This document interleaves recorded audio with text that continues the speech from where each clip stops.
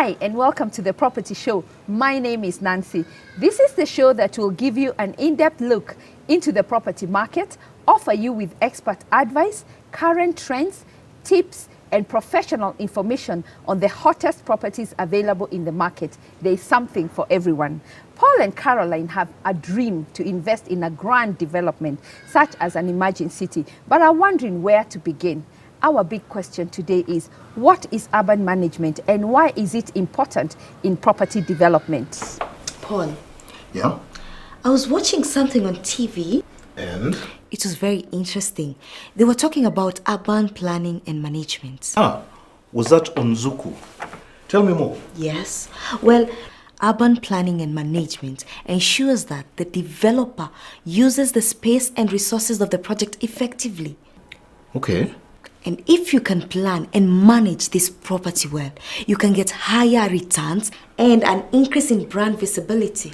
Wow, that's amazing. I think we need to look at this before we start doing our projects. Yeah, I would like our project to be the talk in town. Yeah, well, I'd also love that. They also mentioned that a bank is willing to partner with a developer if it's planned well. So, do you know any specialists who can assist us with this urban planning and management? Let me do my research. Okay. What is urban management and why is it important in property development? Most property developers do not know the importance of urban management and its role in the property development. Today we are privileged to have Mr. Graeme Reid, who is an urban planning and management practitioner.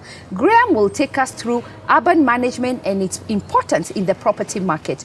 Welcome, Graeme, and thank you for coming to the show. Well, thank you for having me, Nancy. Tell us, what is urban management? Well, it's really a catch-all phrase, I think, for the process of managing cities and urban spaces. But I think what it's become to mean today is a way of thinking about how we manage the cities. So rather than thinking about them in silos, energy, power delivery, water, sanitation, it's really about trying to find a way in which management is integrated so that all those functions from security, emergency services, delivery of power, water, work together in a way to create environments that are enjoyable. Wow. So that's why suddenly we hear the word urban management everywhere? I think so. I think it's also because cities are very complex.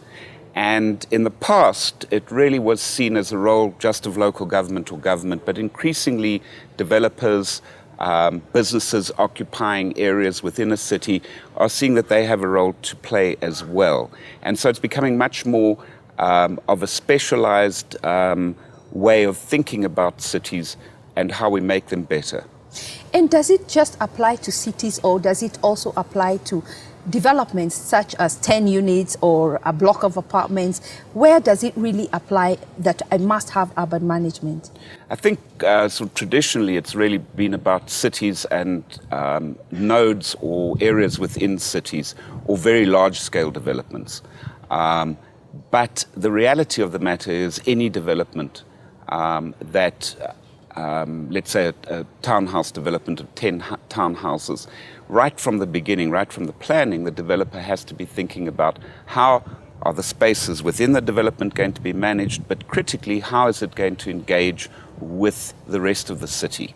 And I think that's been a particular problem with development, is that what we've seen is that all too often developers externalize, what I would call externalize costs. So you're building a townhouse and the council's not insisting that you upgrade the road that leads to the townhouse. The costs then are borne by other users of the road. Similarly, local authorities are externalizing their costs. They're not providing a constant supply of water, let's say, and so the developer must address the issue of water within the confines of the development. So that's why we get boreholes everywhere? That's why we get boreholes everywhere, which is an unsustainable way of addressing the issue of water. Now, obviously, if you're doing a large-scale development, it's much easier to come up with quite a comprehensive plan and to ensure that everybody, including people who are developing apartment blocks, office blocks, or single houses, buy into the system of urban management for that particular area. And similarly, if you're talking about regeneration of let's say, the Nairobi downtown, it's easier to get everybody to start working together. And what should we expect from the government, or what is the government doing for us to see good governance in urban management within the counties and within the country? Well, Vision 2030 has definitely prioritized the issue of good urban planning in a way of responding to rapid urbanization and to promote economic growth. So we need to plan properly, and in that planning process also consider how at the end of the day is it going to be managed, and that's another issue that Vision 2030 stresses. So I think we'll see with the counties much more of an emphasis on urban management issues and the management of urban spaces. But I think that the critical issue for us today, and it's not just in Africa, but certainly around the world, is that we can't expect government to do it all. So the counties can provide the framework within which it happens, but more and more we're going to have to look at public-private partnerships as a way of ensuring that the resources that we need to manage our cities properly are available. And who pays for urban management, and how much does it cost? Yeah. Well, we all pay, and we're probably paying too little because local authorities are really cash strapped. The issue is if we're not contributing in a systematic way, and if we don't try to integrate all these functions, we end up paying more because the city doesn't function properly. So we lose productivity by being stuck in traffic jams. 52% of people in Nairobi walk to work, but as urban managers, we haven't actually addressed pedestrian safety, pedestrian comfort, etc. That undermines productivity. And also tell us why it's so important for urban management in developments today and going forward for the future of Kenya. Okay, well, I think that's an important question because it flows from the question of costs. Yes. It might cost more, but what it does do is it yields higher value. So for the developer, an environment that is going to and is capable of being managed properly. And in urban management, we're also looking at that it's resource efficient, energy efficient, uses less water, uses less energy, is going to result in a higher purchase price, let's say, for the developer. For people buying properties, if you live in an environment that is well managed, the property sustains its value and values increase. And that we know definitely, that's true. What you also find in areas that are properly managed is banks are more likely to lend and to grant mortgages. And in fact, increasingly banks look at the area as well as the property itself in determining the extent and whether to grant a mortgage or not.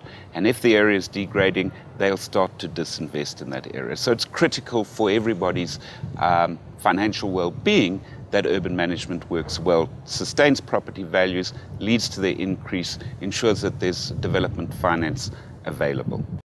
We are taking a short break, and when we come back, Graeme will give us more details on urban management. Bring an amazing world of digital entertainment right into your home with Zuku.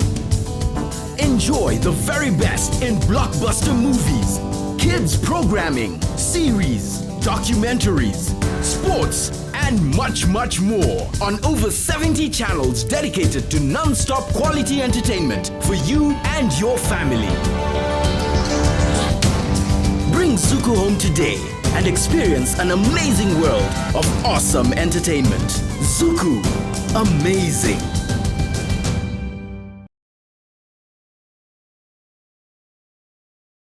Welcome back to the Property Show as we continue our discussion on urban management. And what are the trends? What do we expect to see in future? I think placemaking is an important trend, and that's really looking at an area and deciding what that area wants to be as a platform for people to carry out their business activities, to live their lives in a way that enhances quality of life. And that might be how you address the walkability within the area, which I think is another important trend, how you make it an attractive node for different types of businesses. So that's also, I think, becoming quite an important area of investigation. And then one of the critical issues is this notion of a smart city. Now, smart city means everybody's talking about smart cities, yes. Means everything to everybody. But and what is for it us, exactly? For us, I think how we see smart cities is in 2 ways. The one is about how the city uses technology to make management more cost effective and efficient. So that's things like remote meter reading, easy access to your bill. Almost automatically you can look at what your consumption is in your house. So you can see what's happening and be able to play a much more hands-on role in the way you manage your own resources as a resident or a business.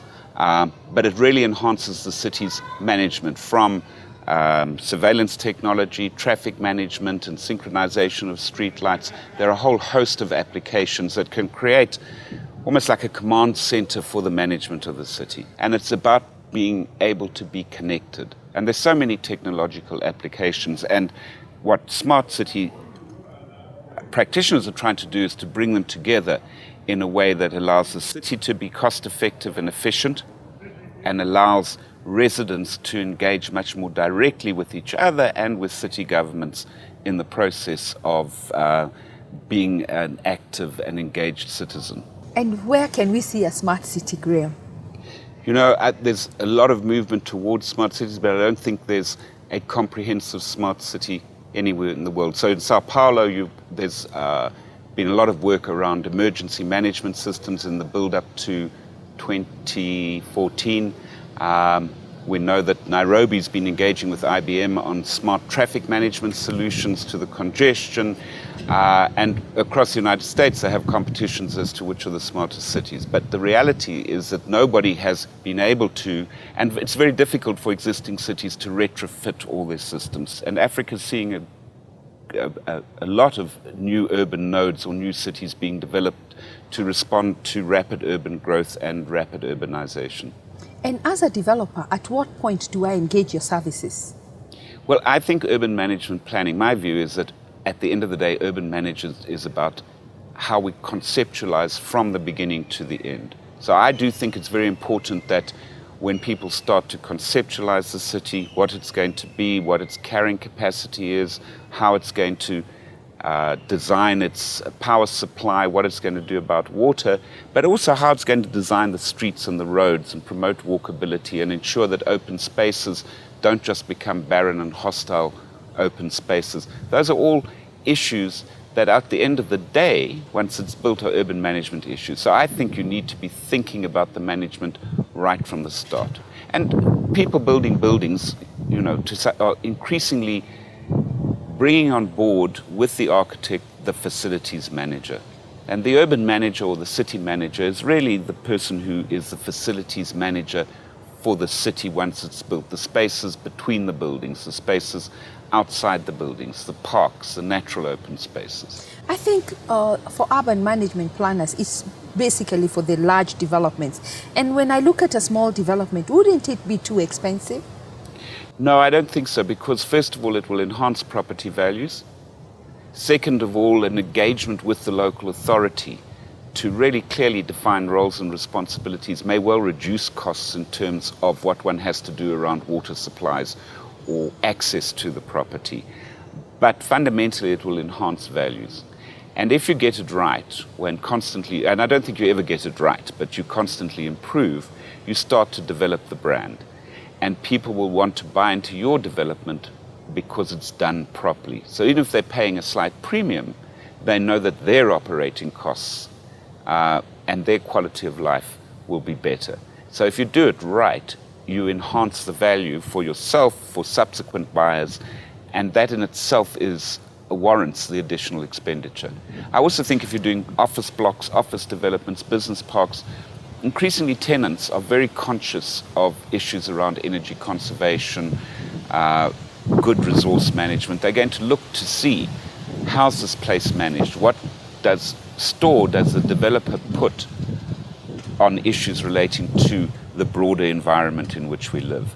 And so if you want to get tenants, you're going to have to start addressing issues of how the building works and how the building relates to the rest of the city. And we have to address them from the onset. From the onset. Wow. Thank you so much, Graeme, for your insight in urban management.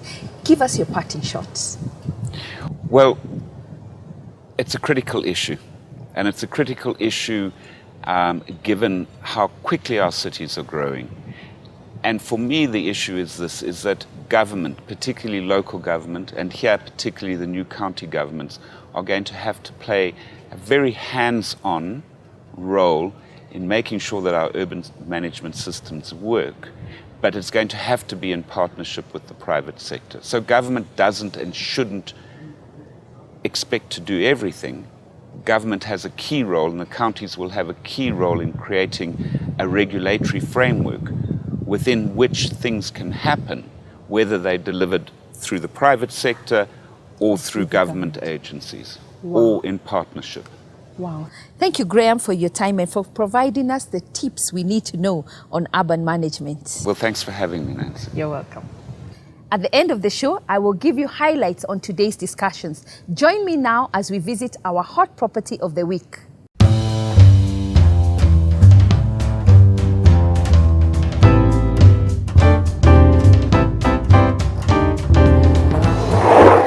Demu wako wa Power Shiko, na hii ni the Kenya Power Minute. Kenya Power recognizes that all our well-being is dependent on our environment. Kuchunga mazingira ni kuchunga maslahi yetu sisi wote.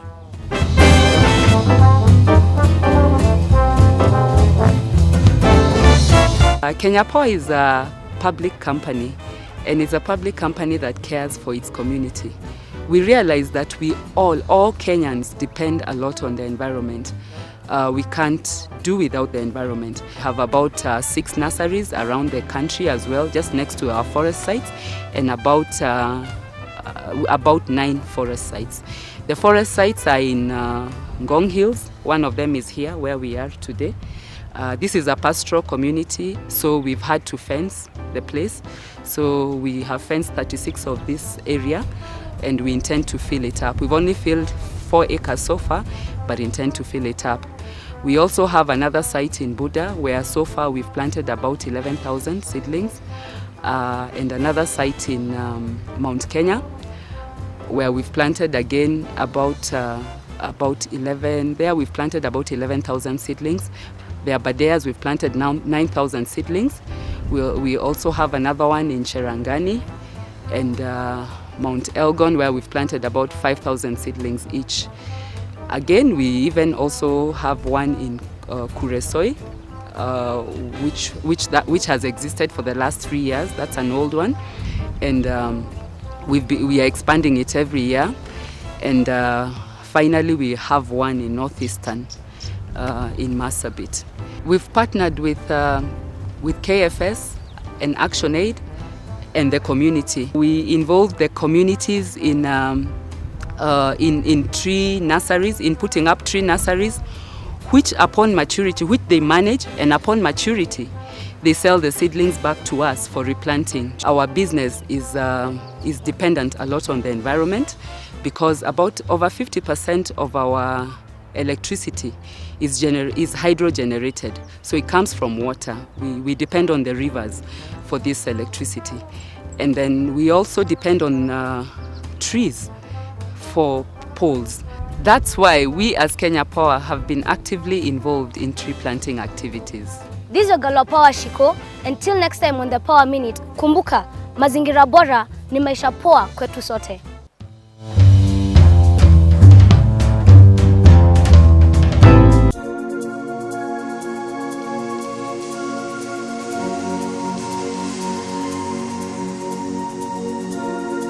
Today we are at Temu's Executive Court. I am sure many of you are wondering why this is the property of the week. Shortly we shall be talking to the developer, Mrs. Terry Mongai, who will talk about everything exciting about this project. Welcome to Temu's Executive Apartment. I came to a neighborhood that had not seen something like this. We have 32 units on 3/4 of an acre. The apartment boasts of reinforced doors with a peephole and state-of-the-art burglar-proof locks. Come and enjoy a spacious and serene living room and dining area with neatly tiled floors and interior decor which showcases ingeniously designed wall panels that let in ample lighting for the living room to the walkway.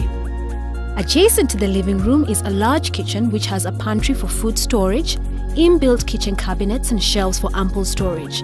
The work area is large for easy food preparation. Outside the kitchen is a laundry area which has provisions for a washing machine.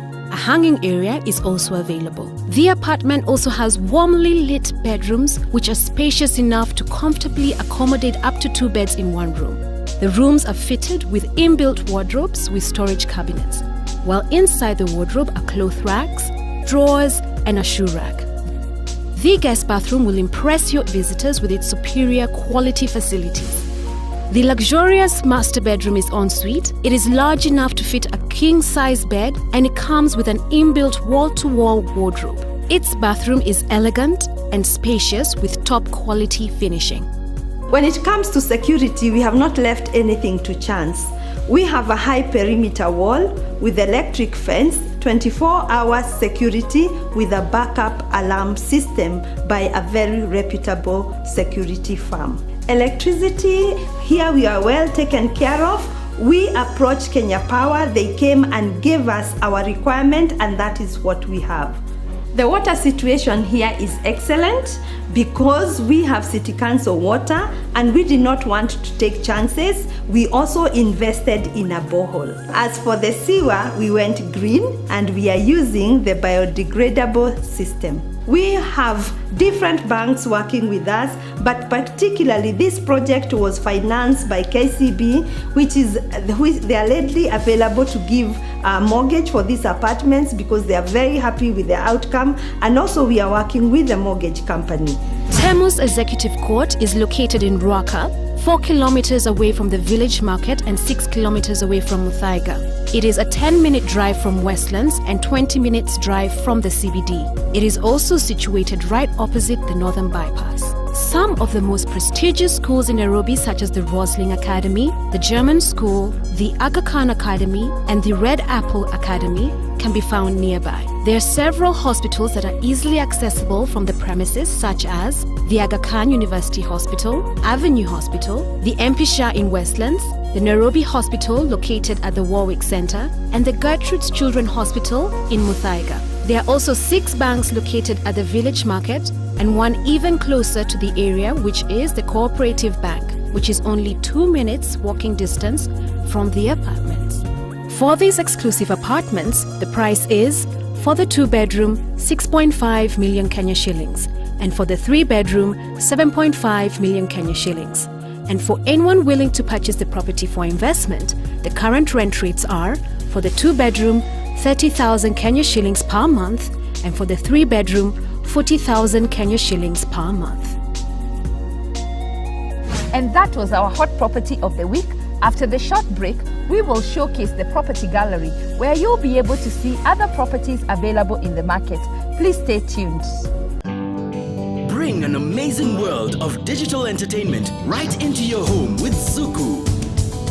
Enjoy the very best in blockbuster movies, kids programming, series, documentaries, sports, and much, much more on over 70 channels dedicated to non-stop quality entertainment for you and your family.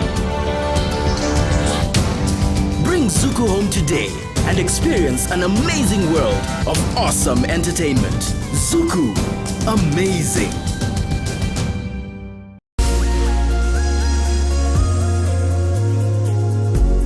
Mount Kenya Holiday Homes, which is located off the Maru-Nyanyuki Highway, is a development comprising of 95 exclusive holiday homes on 123 acres of wooded grassland with scenic views of Mount Kenya and the Aberdares.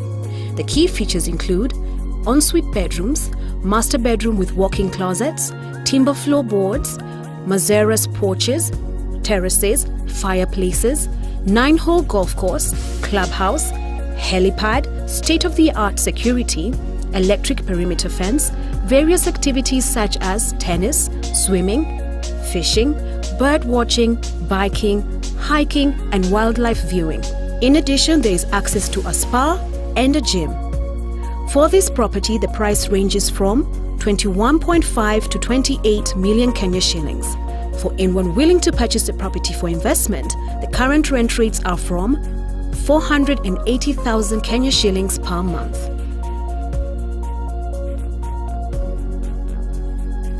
I hope hope that you have enjoyed the show, and just to give you the highlights on today's discussions on urban planning and management. Urban planning and management is an efficient usage of space and resources. Once the government works closely with the private sector, it creates public-private partnerships, which in turn brings economic growth, increase in the quality of living, and creation of livable environments. A well-managed urban area has streets, roads, walkways, and open spaces designed from conception.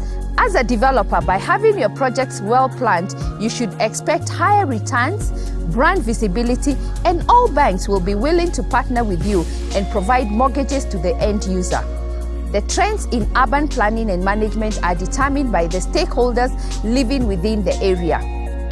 As we come to the end of this season, what can we say but thank you? Thank you for your feedback, thank you for your support, and thank you for passing word around to your friends, family, and neighbors who have continuously each week watched this show. As per your feedback, we have heard you, and we are now taking a short break, and we will be bringing you our new and improved property show. Thank you once again, kwaheri, and see you in a few weeks.